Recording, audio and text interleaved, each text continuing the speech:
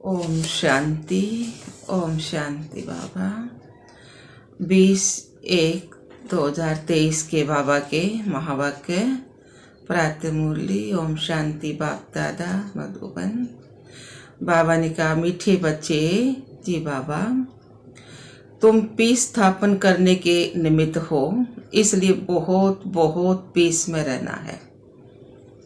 बाबा ने कहा शांति स्थापन करने के निमित्त हो, इसलिए बहुत बहुत शांति में रहना है। बुद्धि में रहे कि हम बाप के एडॉप्ट बच्चे आपस में भाई बहन हैं। बुद्धि में रहे कि हम बाप के एडॉप्ट बच्चे आपस में भाई बहन हैं। प्रश्न दिया बाबा ने, पूरा सरेंडर किसे कहेंगे, उसकी निशानी क्या होगी? उत्तर आया है, पूरा सरेंडर वह है जिनकी बुद्धि में रहता कि हम ईश्वरीय माँ बाप से पलते हैं। बाबा, यह सब कुछ आपका है, आप हमारी पालना करते हो। भल कोई नौकरी आदि करते हैं, लेकिन बुद्धि से समझते हैं यह सब बाबा के लिए है। बाप को मदद करते रहते, उससे इतने बड़े यज्ञ की कारोबार चलती, सबकी पालना होती। ऐसे बच्चे भी अर्पण बुद्धि हुए। साथ साथ पद ऊंचा पाने के लिए पढ़ना और पढ़ाना भी है। शरीर निर्वाह अर्थ करते हुए बेहद के माता पिता को श्वासों श्वास याद करना है। गीत आया है, ओम नमो शिवाय। मैं आत्मा शिव बाबा को नमस्कार करती हूँ। ओम शांति। यह गीत तो है गायन। वास्तव में महिमा सारी है ही ऊंचे त ऊंचे परम पिता परमात्मा की, जिसको बच्चे जानते हैं और बच्चों द्वारा सारी दुनिया भी जानती है। माता पिता हमारा वही है। अब तुम माता पिता के साथ कुटुंब में बैठे हो। श्री कृष्ण को तो माता पिता कह नहीं सकते, भल उनके साथ राधे भी हो तो भी उनको माता पिता नहीं कहेंगे, क्योंकि वह तो प्रिंसेस है ना। शास्त्रों में यह भूल है। अब यह बेहद का बाप तुमको सभी शास्त्रों का सार बताते हैं। भल इस समय सिर्फ तुम बच्चे सम्मुख बैठे हो, कोई बच्चे भल दूर हैं, परंतु वह भी सुन रहे हैं ना। वे जानते हैं कि माता पिता हमको सृष्टि के आदि मध्य अंत का सारा राज समझा रहे हैं और सदा सुखी बनाने का रास्ता व युक्ति बता रहे हैं। यह हूबहू जैसा घर है। थोड़े बच्चे यहाँ हैं, बहुत तो बाहर है ना। यह है ब्रह्मा मुख वंशावली, नई रचना है ना। वह हो गई पुरानी रचना। तो बच्चे जानते हैं कि बाबा हमको सदा सुखी बनाने के लिए आए हैं। लौकिक माँ बाप भी बच्चे को बढ़ाकर स्कूल में ले जाते हैं ना। यहाँ बेहद का बाप हमको पढ़ा भी रहे हैं, हमारी पालना भी कर रहे हैं। तुम बच्चों को अब एक के बगैर दूसरा कोई रहा ही नहीं है। माँ बाप भी समझते हैं यह हमारे बच्चे हैं।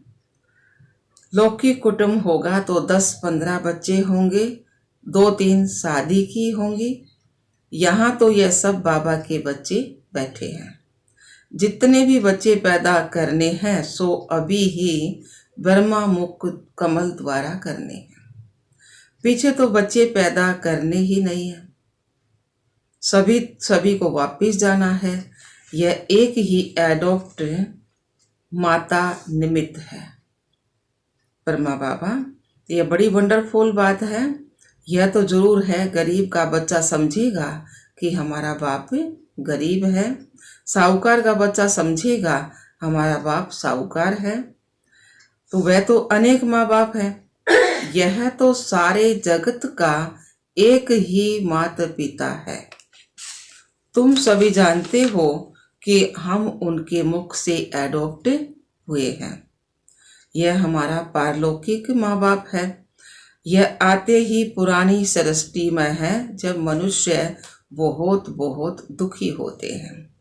बच्चे जानते हैं हमने ये पारलौकिक माता पिता की गोद ली है। हम सब आपस में भाई बहन हैं, दूसरा कोई हमारा संबंध है ही नहीं। तो भाई बहन को आपस में बहुत मीठा, रॉयल, पीसफुल, नॉलेजफुल और ब्लिसफुल बनना चाहिए। बहुत मीठा, रॉयल, पीसफुल, शांति से भरपूर, नॉलेजफुल, ज्ञान से भरपूर और ब्लिसफुल, दया करने वाला, ऐसा बनना चाहिए। जबकि तुम पीस स्थापन कर रहे हो तो तुमको भी बहुत पीस में रहना चाहिए। जबकि शांति स्थापन कर रहे हैं तो बहुत ही शांति में रहना चाहिए। बच्चों को यह तो बुद्धि में होना चाहिए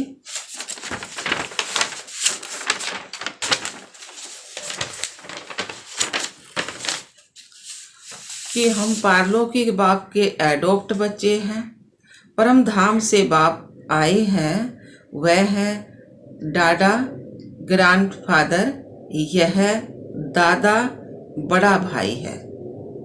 जो पूरा सरेंडर है वो समझेंगे हम ईश्वरीय माँ बाप से पलते हैं। बाबा यह सब कुछ आपका है। हाँ, आप हमारी पालना करते हो। जो बच्चे अर्पण होते हैं उनसे सभी की पालना हो जाती है। भले कोई नौकरी करते हैं तो भी समझते हैं यह सब कुछ बाबा के लिए है। तो बाप को भी मदद करते रहते हैं, नहीं तो यज्ञ की कारोबार कैसे चले। राजा रानी को भी माता पिता कहते हैं, परंतु वह फिर भी जिस्मानी माता पिता हुए। राजमाता भी कहते हैं तो राजपिता भी कहते हैं। यह फिर है बेहद के। बच्चे जानते हैं हम माता पिता के साथ बैठे हैं। यह भी बच्चे जानते हैं कि हम जितना पढ़ेंगे और पढ़ाएंगे उतना उच्च पद पाएंगे। साथ साथ शरीर निर्वार्थ कर्म भी करना है। यह दादा भी बुजुर्ग है ना। शिव बाबा को कभी बूढ़ा व जवान नहीं कहेंगे, वह है ही निराकार। यह भी तुम जानते हो कि हम आत्माओं को निराकार बाप ने एडॉप्ट किया है और फिर साकार में है ये ब्रह्मा। अहम आत्मा कहती है हमने बाप को अपना बनाया है।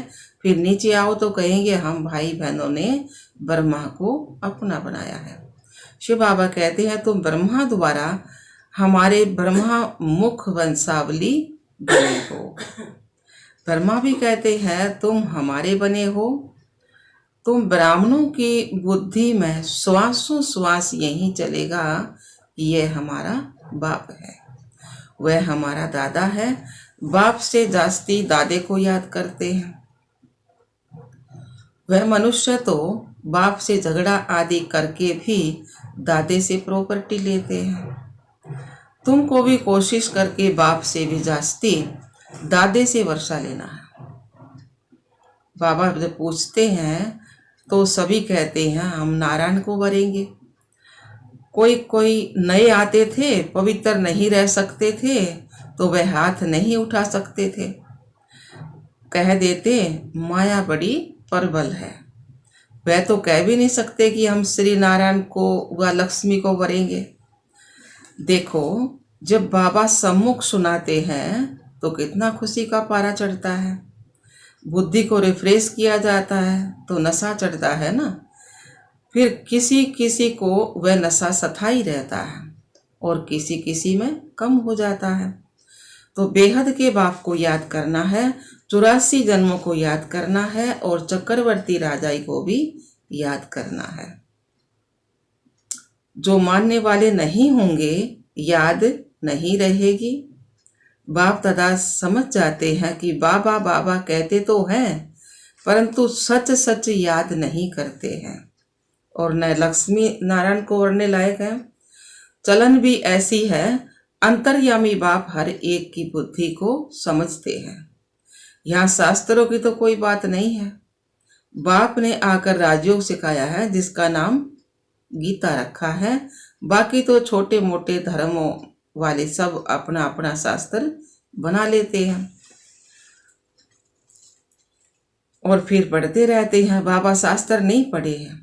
कहते हैं बच्चे मैं तुमको स्वर्ग की राह बताने आया हूँ। तुम जैसे ऐसे दीदी आए थे वैसे ही तुमको जाना है। देह सहित सब कुछ इन दुखों के कर्म बंधन को छोड़ना है। देह सहित सब इन दुखों के कर्म बंधन को छोड़ देना है, क्योंकि देह भी दुख देती है ना। बीमारी होगी तो क्लास में नहीं आ सकेंगे, तो यह भी देह का बंधन हो गया ना। तो इसमें बुद्धि बड़ी सालिम चाहिए। पहले तो निश्चय चाहिए कि बराबर बाबा स्वर्ग रचता है, अभी तो है नरक। जब कोई मरता है तो कहते हैं ना स्वर्ग गया, तो जरूर नरक में था, परंतु यह तुम अभी समझते हो क्योंकि तुम्हारी बुद्धि में स्वर्ग है।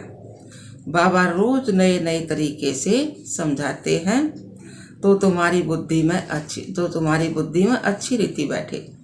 हमारा बेहद का माता पिता है, तो पहले बुद्धि एकदम ऊपर चली जाएगी, फिर कहेंगे इस समय बाबा आबू में है। जैसे यात्रा पर जाते हैं तो बद्रीनाथ का मंदिर ऊपर रहता है ना, तो पंडे ले जाते हैं। बद्रीनाथ खुद तो ले चलने के लिए नहीं आते ना,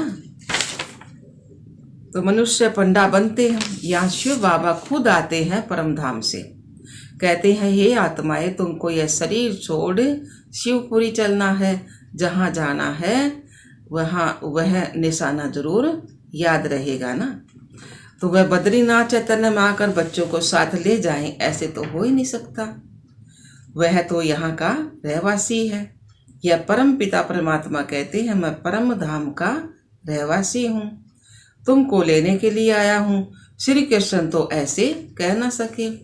रुद्र शिव बाबा कहते हैं यह रुद्र यज्ञ रचा हुआ है, तो गीता में भी रुद्र की बात लिखी हुई है। तो वह रूहानी बाप कहते हैं मुझे याद करो।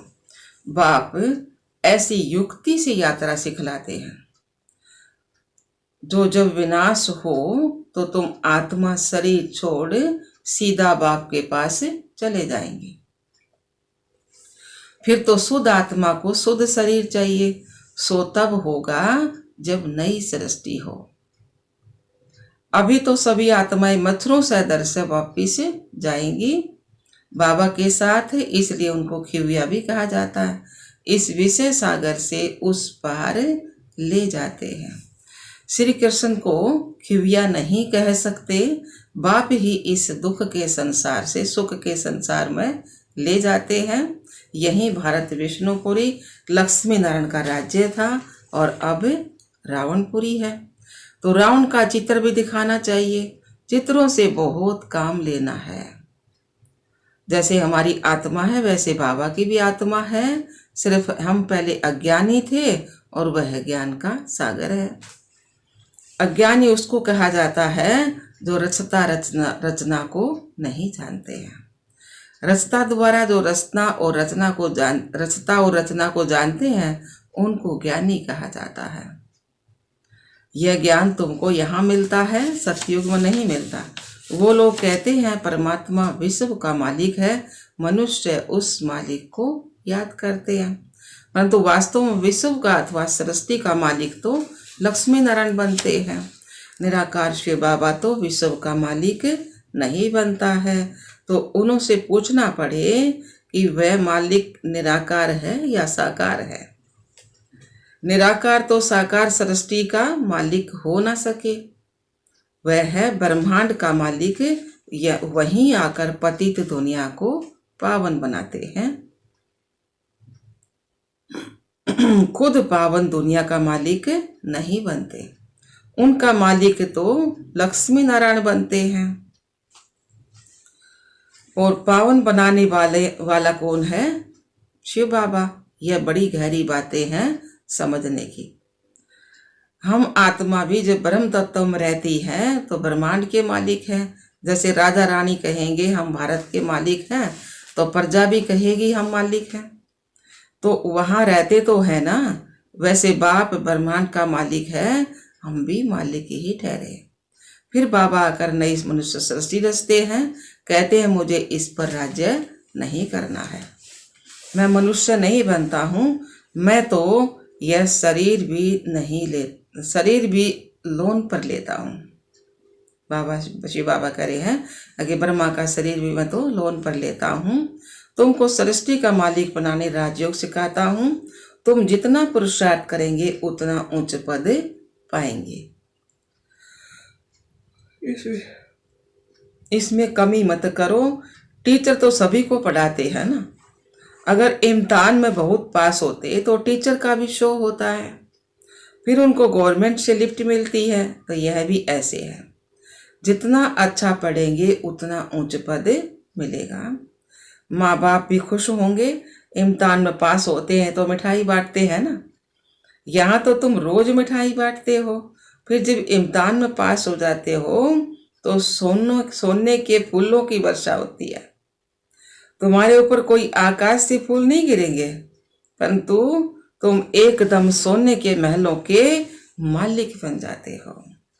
यह तो कोई की महिमा करने के लिए सोने के फूल बनाकर उन पर डालते हैं। जैसे दरभंगा का राजा बहुत साहूकार था, उनका बच्चा विलायत गया, पार्टी दी, बहुत पैसा खर्च किया, तो उसने सोने के फूल बनाकर वर्षा की थी। उस पर बहुत खर्चा हो गया, बहुत नाम हुआ था। कहते हैं देखो भारतवासी कैसे पैसे उड़ाते हैं। तुम तो खुद ही सोने के महलों में जाकर बैठेंगे तो तुमको कितना नशा रहना चाहिए। बाप कहते हैं सिर्फ मेरे को और चक्कर को याद करो तो तुम्हारा बेड़ा पार हो जाएगा। कितना सहज है।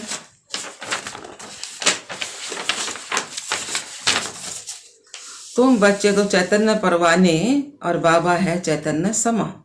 तुम कहते हो अभी हमारा राज्य स्थापन होना है, अब सच्चा बाबा आया हुआ है भक्ति का फल देने। तो बाबा ने खुद बतलाया है कि मैं कैसे आकर नए ब्राह्मणों की सृष्टि रचता हूँ। मुझे जरूर आना पड़े। तुम बच्चे जानते हो हम ब्रह्मा कुमार और कुमारियां हैं और शिव बाबा के पोतरे हैं। यह फैमिली है वंडरफुल। जैसे देवी देवता धर्म का कलम लग रहा है, झाड़ में कलियर है, नीचे तुम बैठे हो। तुम बच्चे कितने सौभाग्यशाली हो। मोस्ट विलवेट बाप बैठ समझाते हैं कि मैं आया हूँ तुम बच्चों को रावण की जंजीरों से छुड़ाने। तो रावण ने तुमको रोगी बना दिया है। अब बाप कहते हैं मुझे याद करो, अर्थात शिव बाबा को याद करो, इससे तुम्हारी ज्योति जगेगी, फिर तुम उड़ने लायक बन जाओगे। माँ ने सबके पंख तोड़ डाले हैं। अच्छा जी बाबा। मीठे मीठे सिखला दे बच्चों प्रति माता पिता बाप दादा का यह प्यार और गुड मॉर्निंग। रूहानी बाप की रूहानी बच्चों को नमस्ते। हम रूहानी बच्चों की रूहानी बाप दादा को यह प्यार गुड मॉर्निंग, नमस्ते नमस्ते नमस्ते जी। हम बाबा के बच्चे सदा रहे हंसते और हंसाते। शुक्रिया मीठे बाप दादा, शुक्रिया बाबा। धारणा के लिए मुख्य सार पहला पॉइंट है, बुद्धि को शालीन बनाने के लिए देह में रहते देह के बंधन से न्यारा रहना है, अशरीरी बनने का अभ्यास करना है, बीमारी आदि के समय भी बाप की याद में रहना है। दूसरा पॉइंट है, पारलौकिक माता पिता के बच्चे बने हैं, इसलिए बहुत बहुत मीठा, रॉयल, पीसफुल, नॉलेजफुल और ब्लिसफुल रहना है। पीस में रह पीस स्थापन करनी है। वरदान दिया बाबा ने, रूहानियत के साथ रमणीकता माने वाले मर्यादा पुरुषोत्तम भव। रूहानियत के साथ रमणीकता माने वाले मर्यादा पुरुषोत्तम भव। कई बच्चे हंसी मजाक बहुत करते हैं और उसे ही रमणीकता समझते हैं। वैसे रमणीकता का गुण अच्छा माना जाता है, लेकिन व्यक्ति, समय, संगठन, स्थान, वायुमंडल के परमाणु रमणीकता अच्छी लगती है। यदि इन सब बातों में से एक बात भी ठीक नहीं तो रमणीकता भी व्यर्थ की लाइन में गिनी जाएगी और सर्टिफिकेट मिलेगा कि ये हंसते हुए अच्छा है, लेकिन बोलते बहुत है। इसलिए हंसी मजाक अच्छा है। अच्छा वह है जिसमें रूहानियत हो और उस आत्मा का फायदा हो। सीमा के अंदर बोल हो तब कहेंगे मर्यादा पुरुषोत्तम। स्लोगन दिया बाबा ने, सदा स्वस्थ रहना है तो आत्मिक शक्ति को बढ़ाओ। सदा स्वस्थ रहना है, आत्मिक शक्ति को बढ़ाओ। अच्छा, ओम शांति बाबा, ओम शांति मीठे बाबा।